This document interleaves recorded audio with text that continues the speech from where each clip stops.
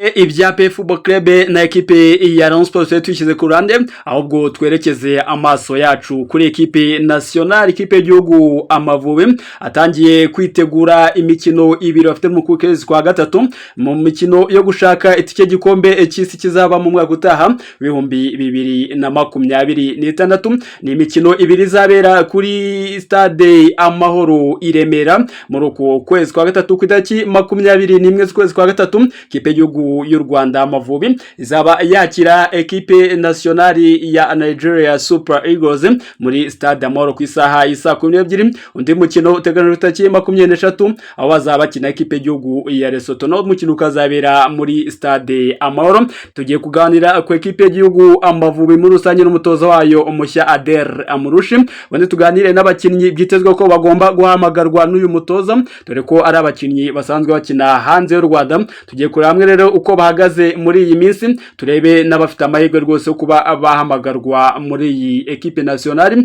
Turerebera hamwe kandi uko ibintu bihagaze, amahirwe ku Rwanda rufite kugira ngo rukomeze ruyobore itsinda rya gatatu baherereyemo, dore ko kugeza amagenga ya bariyoboye. Tureba abasifuzi bazasifura umukino w'u Rwanda na Nigeria, dore ko baje kuba bashyirwaho rwose kandi atari ubwa mbere basifura Amavubi. Se n'amahirwe cyangwa n'ibindi bibazo byose turabirebera hamwe. Niba ari ubwa mbere ugeze hano rero kuri Sportroom TV Rwanda, reka nkubwiye ngo kanda kuri iryo jambo subscribe kugira ngo tujye tubana mu makuru y'imikino menshi agiye atandukanye umunsi ku munsi, kwa makuru aje tuyakugezaho mu ba mbere. Gisabwa ni ukugumana natwe ukanda subscribe, ukande like, ujye muri komanteri uduhereze igitekerezo cyawe. Ese icyizere cy'Amavubi cyo kuba yajya mu gikombe cy'isi ufite kinganite, dore ko kugeza amaginga ya u Rwanda ruyoboye itsinda rya gatatu n'amanota agera kuri 7 muri rusange. Nibyo tugiye kuba tuganiraho rwose, ubundi utubwire no ku mutoza mushya w'Amavubi,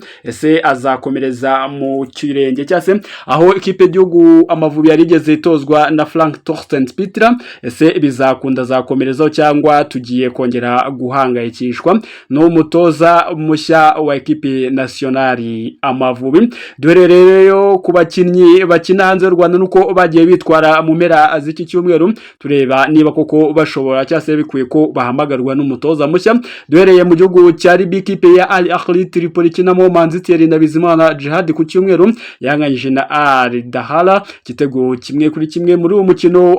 Abakinnyi bose babanje mu kibuga ndetse nta numwe wigeze asimbuzwa kuko bakinnye iminota yose 90. Kugeza ubu rero ikipe bakinira ya Al Ahly Tripoli iracyari ku mwanya wa mbere, ikaba izasubira mu kibuga ikina na Al Watani ku munsi wo kuwa gatanu w'iki cyumweru. Muri shampiyona y'ikiciro cya mbere muri Tunisia, ejo ikipe ya Stade de Tunisie ikinamo Mugisha Bonheur Casemiro yatsinze iyo bita AGS Gafsa ibitego 2-1. Uyu mukinnyi w'Amavubi yari yabanje mu kibuga ndetse nta nubwo yigeze asimbuzwa kuko yakinnye iminota yose 90 mu mukino. Kugeza ubu rero Stade de Tunisie iri ku mwanya wa gatandatu, kaba izasubira mu kibuga ikina na Club Afrique ku munsi wo kuwa kane. Muri shampiyona kandi ejo ku cyumweru ikipe ya Olympique de Beji kinamo Ishimwe Aniseti yatsindwaga na Monastiri igitego 1-0. Uyu mukinnyi w'umunyarwanda ntabwo yabanje mu kibuga ariko yinjiyemo asimbuye ku minota 65. Kugeza ubu rero ekipe ye ya Olympique de Beja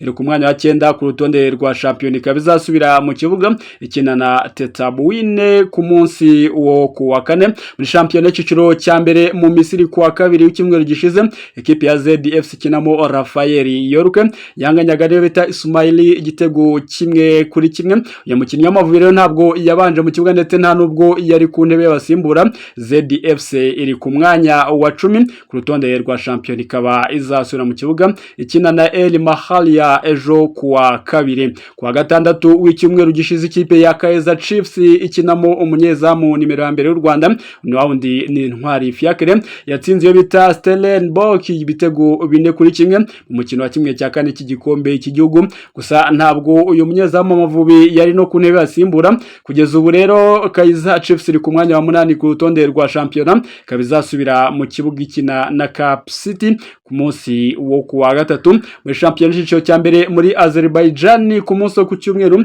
ikipe ya FC Zira ikinamo Mutsinzi Ange Jimmy yatsinze iyo bita Sabail FK ikinamo Nshuti Innocent igitego kimwe ku busa. Mutsinzi Ange yari yabanje mu kibuga mu ikipe yasimbuzwa ku minota 27 ndetse na Nshuti Innocent yari yabanjemo gusa nawe aza gusimbuzwa ku minota wa 67 w'umukino. Kugeza ubu rero FC Zira iri ku mwanya wa kabiri ku rutonde rwa shampiyona ikaba izasubira mu kibuga ikina na Saba ku wa gatandatu, mu gihe kandi ikipe ya Sabail ya Nshuti Innocent iri ku mwanya wa nyuma ku rutonde rwa shampiyona ikaba izasubira mu kibuga ikina niyo bita Netfi ku munsi wo ku cyumweru. Muri shampiyona y'iciciro cya kabiri mu Bubiligi ku munsi wo ku cyumweru kandi ikipe ya La Louvière ikinamo Samuel Girete yanganyije na LFC Liège igitego kimwe kuri kimwe. Uyu mukinnyi w'umunyarwanda yari yabanje mu kibuga ndetse nta nubwo yageze asimbuzwa kuko yakinnye iminota 90 yose y'umukino. Kugeza ubu rero La Louvière iri ku mwanya wa gatatu ku rutonde rwa shampiyona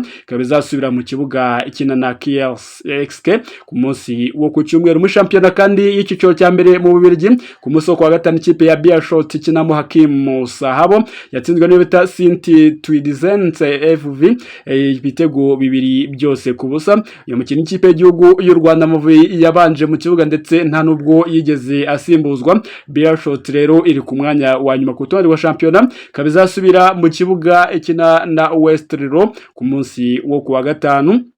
Ikindi kwekomera kandi uko muri shampiyona y'iciciro cya kabiri muri Arabia Saudite ku munsi wo kuwa gatanu ikipe ya Al Kaukab kinamo Kwizera Olivier yatsindwaga na Al Kaukab ibitego 3-1. Umunyezamu w'umunyarwanda yari yabanje mu kibuga kugeza ubu kandi Al Kaukab iri ku mwanya wa 8 ku rutonde rwa shampiyona ikaba izasubira mu kibuga ikina na Al Nassr ku munsi wo kuwa kabiri w'iki cyumweru muri rusange. Nuko abakinnyi bokina mu kipe y'igihugu u Rwanda bakina hanze bagiye bitwara mu mpera z'icyumweru dusoje, mu gihe twebwe turi hugiye mu bya derby yo mu Rwanda yahuzaga ekipe ya Rayon Sport ndetse na ekipe ya APR Football Club.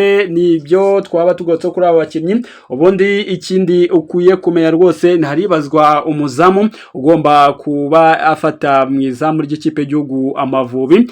Ni abazamu rero bagera kuri 3: Kwizera Olivier ndetse no bita Ishimwe Jean Pierre Mario wa APR Football Club ndetse n'uyu bita rwose ukina muri Kaizer Chiefs naho ndamwita Ntwari Fiacre. Haribazwa uzajya mu izamu ry'ikipe y'igihugu dore ko Ntwari Fiacre muri ekipe akinamo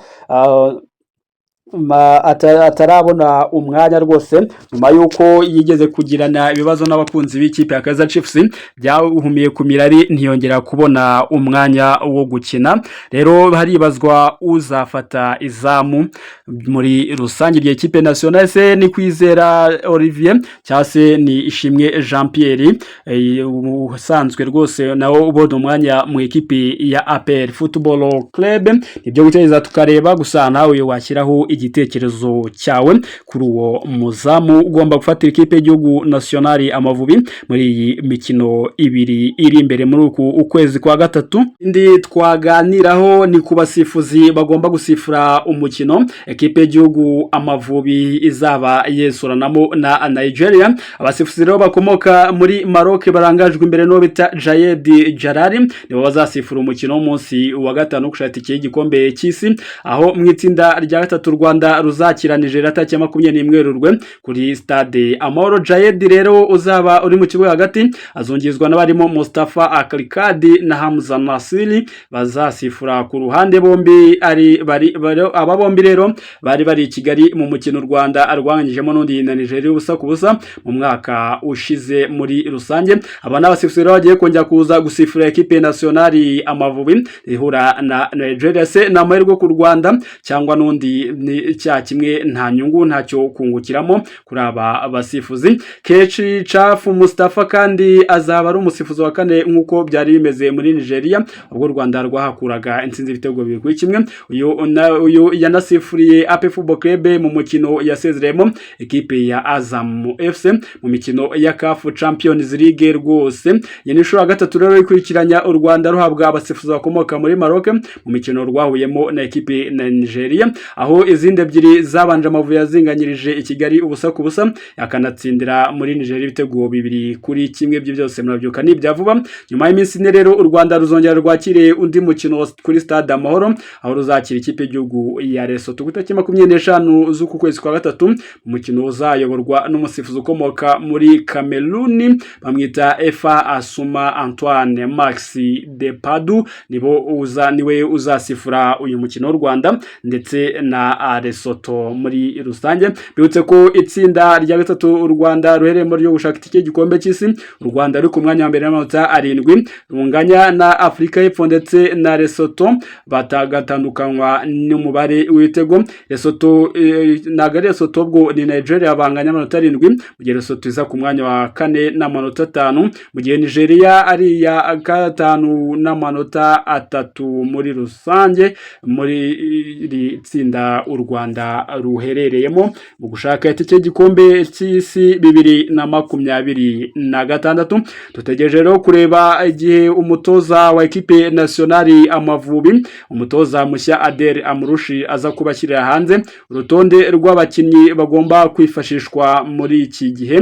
aho u Rwanda rugomba gucacana n'iyi bihugu bibiri bagomba kwisurana muri uku kwezi kwa gatatu muri rusange. Amahirwe mafisa ku Mavubi nicyo twaba tubifurije kugeza magingo ya muri rusange. Nawe rero niba uri kumwe natwe reka nkubwiye ngo kanda subscribe n'ari ubwa mbere, ubundi ukande like, ukore share, usangize inshuti zawe aya makuru abagezweho mu mikino by'umwihariko kuyavugwa mu Rwanda. Bifurize kugira umunsi mwiza. Hasta la vista.